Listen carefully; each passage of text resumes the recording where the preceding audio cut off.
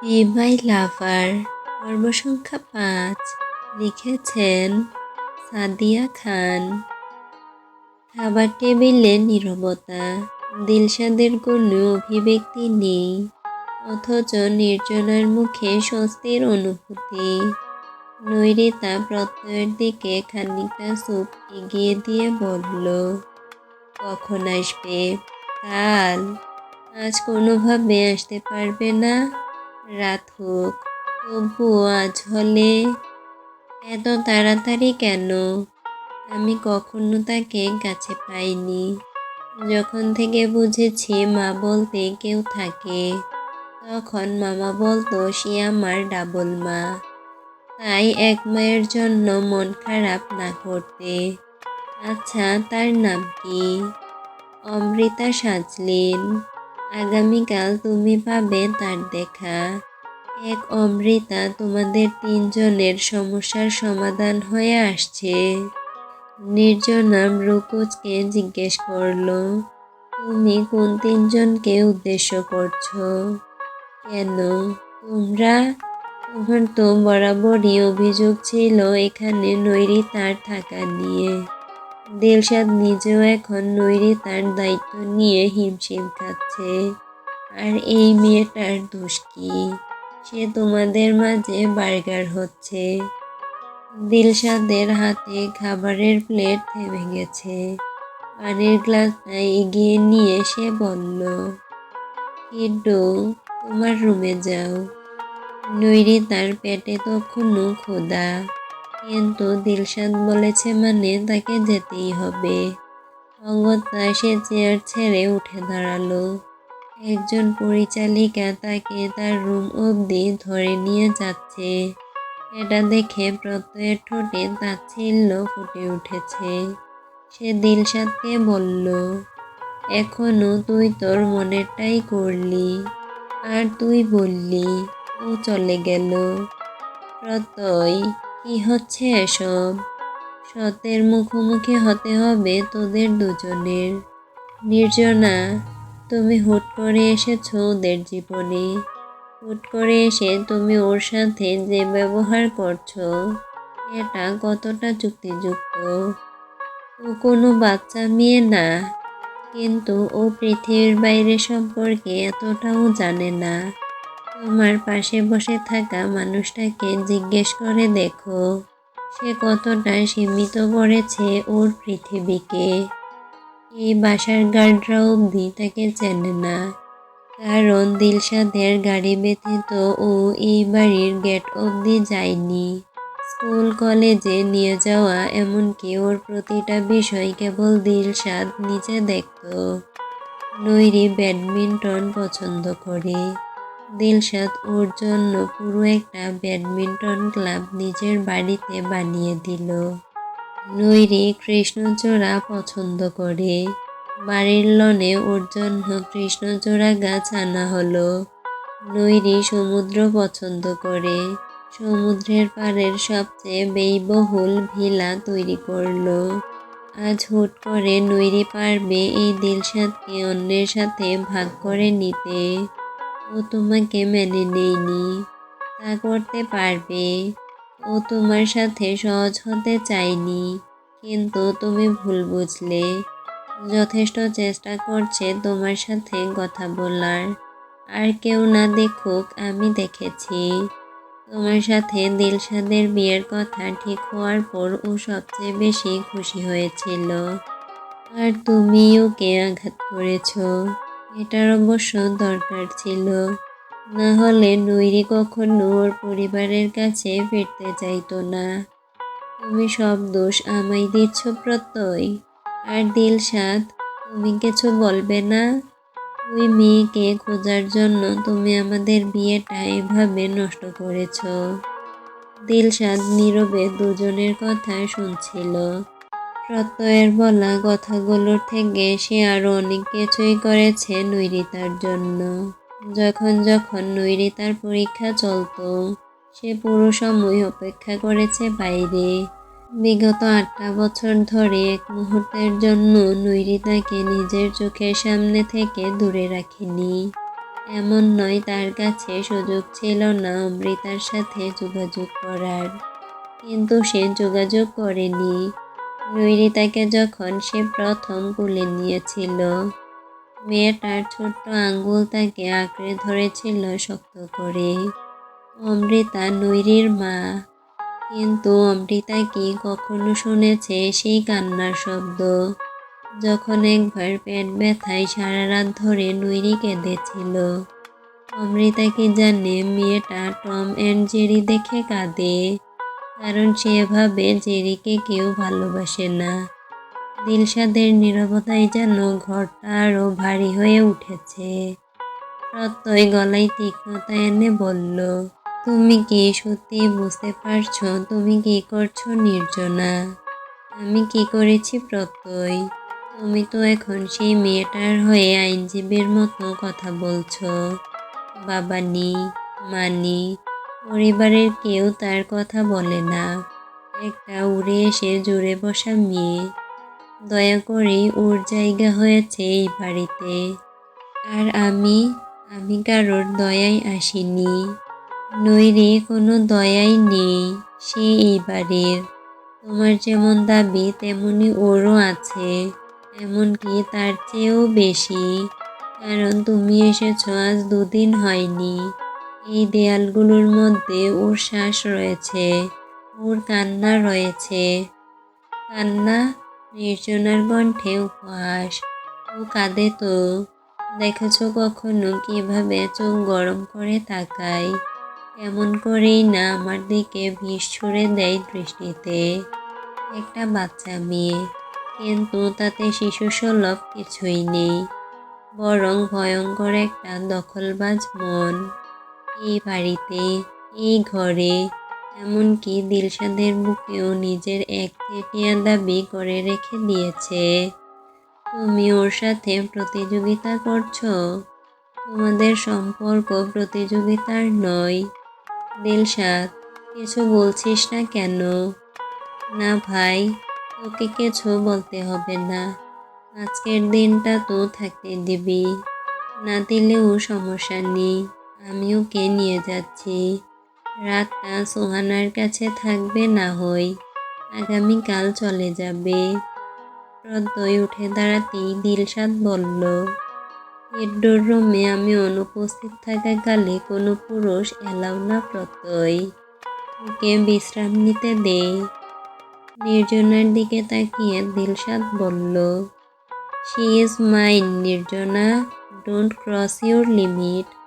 তাহলে ওকে কেন বিয়ে করছো না দিলশাদ? যার পাশে অন্য পুরুষকে সহ্য হয় না তোমার, যার সামান্য আঘাতে তুমি ক্ষতবিক্ষত হচ্ছ, তাকে কেন বিয়ে করছো না? Are you mad? She is a little girl, ইলহামের ভাগ্নি। চোখ খুলে তাকাও দিলশাদ, তুমি বুঝবে কি করছো তুমি। নির্জনা চলে গেছে অনেকক্ষণ। প্রত্যয় তার আগেই রেগে বেরিয়ে গেছে। ড্রয়িং রুমে বসে দিলশাদ দীর্ঘ সময় নিয়ে তাকিয়ে রইল দেয়ালের দিকে। ডিজিটাল অটো ফ্রেমটায় আসছে একের পর এক নৈরিতার ছবি। কখনো হাই স্কুলে ওঠার পর প্রথম দিনের ছবি, যেদিন 2 বেনি করেছিল সে। আবার কখনো দিলশাদের কোলে ঘুমন্ত ছোট্ট নৈরি, কপালে কৌটো ভরা ঘামের রেখা। কৃষ্ণচূড়ার নিচে বসে ছবি আঁকা নৈরি, সাদা জামা আর ক্যানভাসে লাল রং।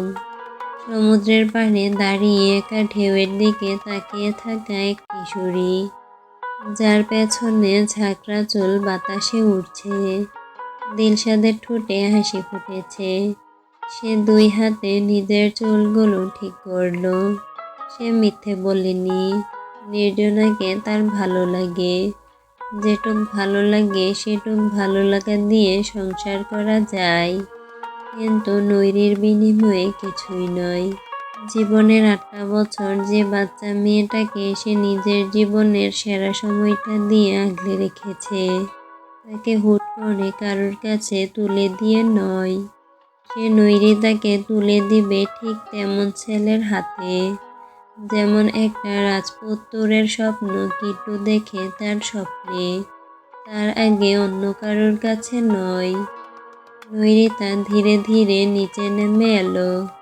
নিজ হাতে এক মগ কফি বানিয়ে দিলশাদের দিকে এগিয়ে দিয়ে বলল, হানি বিয়ার, ইউর কফি।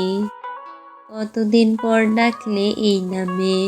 কিট্টু, কখনো বলনি কেন তুমি আমায় এই অদ্ভুত নামে ডাকো। নৈরি হাসল। 8 বছরে তো কখনো জিজ্ঞেসও করেনি। আগামীকাল যেহেতু চলে যাচ্ছে, তাই বলাই যায়। জানি না, তবে যখন ভীষণ ভয় করে আমার, আমি আপনার পাশে এসে বসি। আপনার গা থেকে একটা মিষ্টি গন্ধ আসে, আমার ভয় দূর করে দেয়। আর যখন কোনো বিপদ আসে আমার চারপাশে, আপনি কেমন আগলে নিয়েছেন প্রতিবার। তাই মনে হয় এই নামটা আপনার জন্যই ছিল। আজকের এই সময়টা তো আমাদের শেষ সময়, তাই না? কেন? নির্জনা সন্দেহ করে আমি আপনার এবং তার মাঝে তৃতীয় ব্যক্তি। আপনিও কোথাও না কোথাও এটাই ভাবেন। আমার জন্য আপনাদের কোনো সমস্যা হোক আমি চাই না। তাই পালিয়েছিলে? দূরে সরে গিয়েছিলাম মাত্র। কি ভেবেছিলে খুঁজে পাবো না? তোমায় আমি জাহান্নাম থেকেও টেনে আনবো আমার কাছে। আগামীকাল চলে যাচ্ছি আমি। এরপর আবার দেখা হোক বা না হোক আমায় ভুলে যাবেন, তাই না? হুটহাট কল দিলে রিসিভ করবেন? দিলশাদ স্মিত হেসে নৈরিতার কাছাকাছি এসে ফিসফিস করে বলল, তোমায় চুরি করিনি, তোমায় কিনিওনি, তোমায় আমি গ্রাস করেছি। You are mine Kiddu, only mine.